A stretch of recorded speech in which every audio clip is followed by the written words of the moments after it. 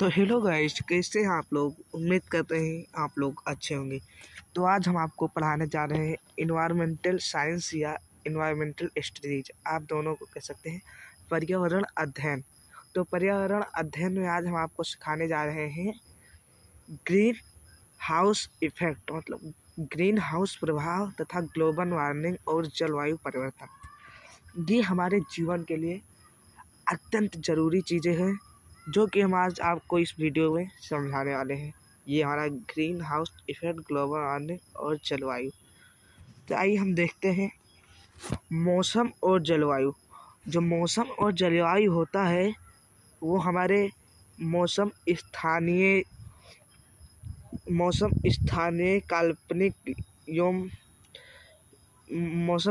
का काल्पनिक तापमान, वर्षा, आर्द्रता, हवा की गति, बादल कवर और निचले वायुमंडल की अन्य भौतिक स्थितियां हैं जिन्हें घंटों या दिनों में मापा जाता है। जलवायु किसी क्षेत्र की वायुमंडलीय या मौसम की स्थितियां का सामान्य पैटर्न है जिसे दशकों से लेकर हजारों वर्षों तक लंबी अवधि में मापा जाता है। पृथ्वी के विभिन्न भागों में जलवायु भिन्न होती है क्योंकि वैश्विक वायु परिसंचरण और महासागरीय धाराओं के पैटर्न गर्मी और वर्षा को असमान रूप से व्यतीत करते हैं। जो हमारा जलवायु है और मौसम है, इसमें कहना है कि हम उसको कई अधिक वर्षों तक माप सकते हैं और इसमें जो हमारा महासागरीय धाराओं है उसके ऊपर गर्मी हमारी डिपेंड करती है। वायुमंडलीय में जल वाष्प H2O तथा CO2 और CH4 मीथेन और नाइट्रस ऑक्साइड N2O सहित कुछ गैसों की छोटी मात्रा पृथ्वी के औसत तापमान और उसकी जलवायु को निर्धारित करने में भूमिका निभाती हैं। ग्रीन हाउस गैसें वायुमंडलीय में गर्मी को बढ़ाती हैं। जैसे कि हम अगर पेड़ पौधों को काट देंगे तो इसमें CO2 की कमी हो जाएगी। मीथेन तो वो प्राकृतिक है, वो CO2 से क्रिया करके बनता है और नाइट्रस ऑक्साइड बनता है। तो ये सब हमारे पर्यावरण के लिए हार्मफुल गैसें हैं जो कि वास्तविक तापमान को बढ़ाती हैं, ग्लोबल वार्मिंग को बढ़ाती हैं। बिना सारी गर्मी वापस अंतरिक्ष में चली जाएगी और पृथ्वी की सतह इतनी ठंडी हो जाएगी कि जीवन अस्तित्व में नहीं रह जाएगा। मानवीय गतिविधियों में वायुमंडल में ग्रीन हाउस गैसों को बढ़ा दिया है और ग्रीन हाउस प्रभाव अधिक मजबूत बना दिया, जिससे पृथ्वी सामान्य से अधिक गर्म हो गई है। इसे ग्लोबल वार्मिंग के नाम से जाना जाता है। जलवायु का बदल रहा है, जलवायु परिवर्तन को जन्म दे रहा है। जो पृथ्वी की जलवायु बदल रही है, मान लो हम अधिक गर्मी होगी। ग्लोबल वार्मिंग एक ऐसा प्रक्रिया है, पृथ्वी की सतह का टेम्परेचर का बढ़ना ही ग्लोबल वार्मिंग कहलाता है। हमारी पृथ्वी की सतह का तापमान बढ़ जाएगा तो ग्लोबल वार्मिंग होगी। ये किस लिए होती है? ये हमारी जो हार्मफुल गैसें हैं H2O, CO2, CH4, N2O, ऐसी गैसें हमारे ग्रीन हाउस इफेक्ट पर जाके एक घेरा टाइप आकार बना लेती है जिससे कि सूर्य का परिवर्तन की जो किरणें आती हैं वो वापस नहीं जा सकती। तो इसी के कारण हमारा ग्लोबल वार्मिंग होता है। ग्लोबल वार्मिंग से अगर हमको बचना है तो इस प्रदूषण को हमको कम करना होगा। ग्लोबल वार्मिंग से हमें बहुत नुकसान है। जैसे अगर ग्लोबल वार्मिंग होगी, पृथ्वी की सतह का तापमान बढ़ेगा तो इससे हमारे हिमखंड, मतलब जहाँ बर्फीले क्षेत्र हैं, वो पिघलेंगे, जो पानी के रूप में समुद्र में आएंगे। समुद्र में अगर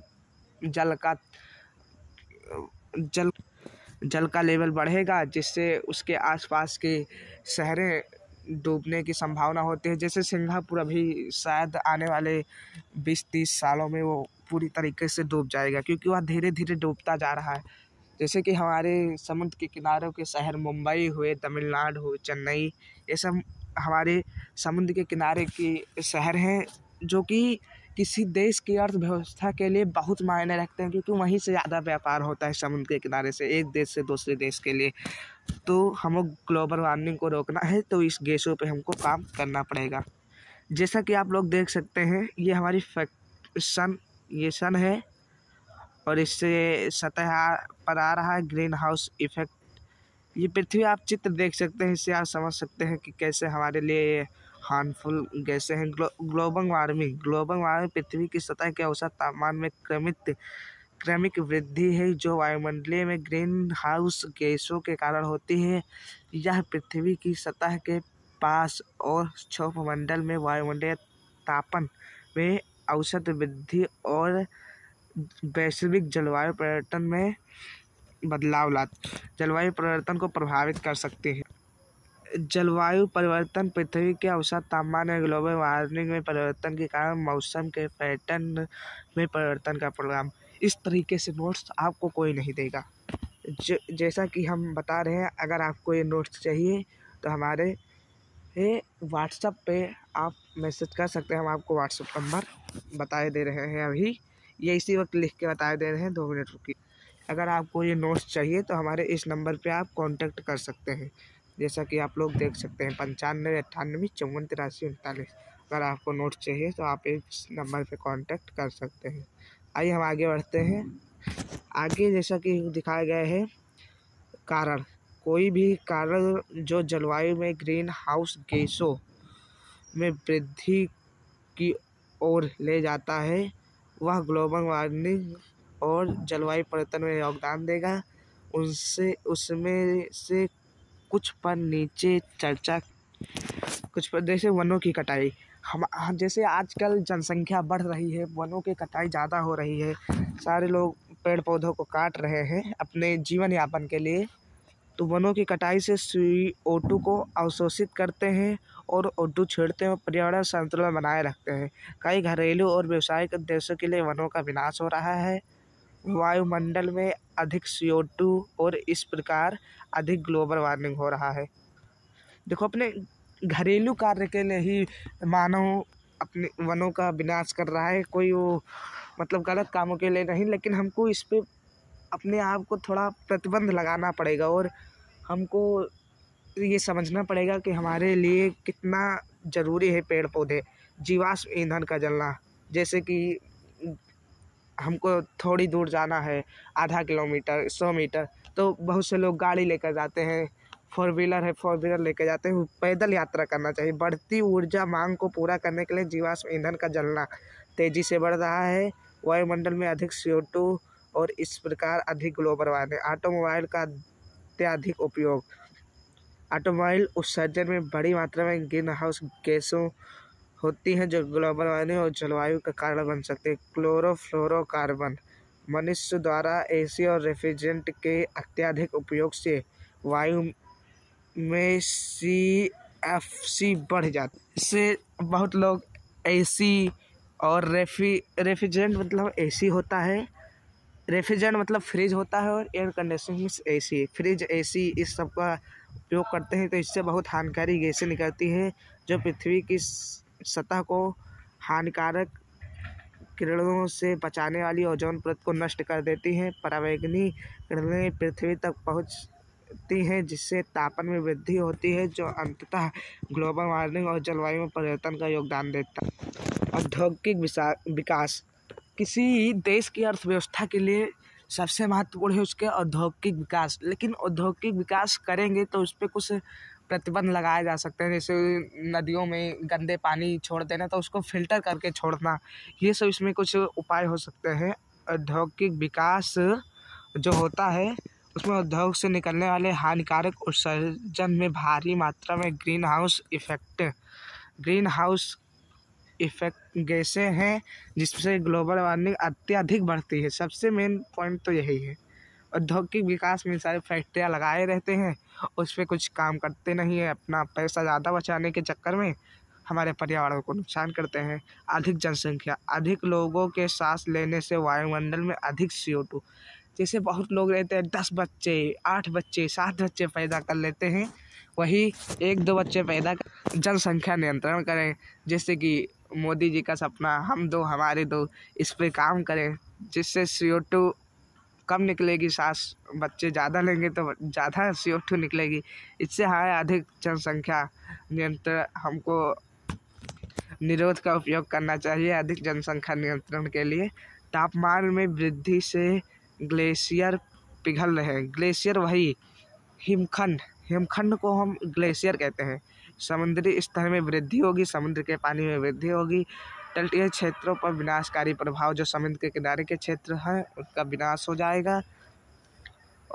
प्राकृतिक आवास की क्षति और प्रजातियों का विलुप्त होना, जैसे बहुत से प्रजाति होते हैं जो केवल बर्फ़ों पे रहते हैं, जैसे आर्कटिक और अंटार्कटिका की बर्फ़ का गर्म होना और पिघलना।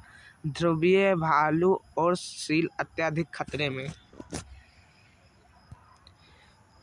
ध्रुवीय भालू सफ़ेद कलर के होते हैं। बाढ़, सूखा और चक्रवात जैसी आपदाओं की आवृत्ति में वृद्धि, मृत्यु, अकाल और बीमारी। पारिस्थितिक तंत्र के लिए खतरा, विरंजन, प्रवाल भित्तियों और जैव विविधता की हानि। जंगलों में भड़की आग, पृथ्वी के वायुमंडल में के गर्म होने से जंगलों में आग लगती है। वनस्पतियों एवं जीव जंतुओं का सामूहिक विनाश। खेती की अप्रत्याशित स्थितियाँ, वर्षा के समय और मात्रा में परिवर्तन, अनाज उत्पादन में कमी हो सकती है। इसके निवारण के लिए हम क्या कर सकते हैं? निवारण, हमको मानव जीवन को इस पे काम करना चाहिए। आप ये चित्र देख सकते हैं, ये चित्र हमने इधर दे रखा है। अधिक से अधिक पेड़ लगाना, गैर नवीकरणीय से नवीकरणीय और स्वच्छ ऊर्जा संसाधनों की ओर बदलाव। जैसे नवीकरणीय और अनवीकरणीय संसाधन आप सुने होंगे। नवीकरणीय संसाधन जिनका हम बार बार उपयोग कर सकते हैं, जैसे कि सौर ऊर्जा और विंड एनर्जी और thermal power plant. Thermal power plant हमारा अनवीकरणीय ऊर्जा स्रोत में आ जाएगा, कि उससे हम डीजल, पेट्रोल और मिट्टी के तेल से ऊर्जा उत्पन्न करते हैं, जो कि हमारे इन्वायरमेंटल के लिए बहुत हार्मफुल। उद्योगों और ऑटोमोबाइल में उत्सर्जन नियंत्रण प्रौद्योगिकियों का उपयोग। उत्सर्जन और जनसंख्या नियंत्रण के लिए सरकारी नियम। रिड्यूज, रीयूज एंड रिसाइकलिंग के माध्यम से ऊर्जा संसाधनों का संरक्षण। संसाधनों के उपयोग के लिए टिकाऊ प्रथाओं का अपनाना।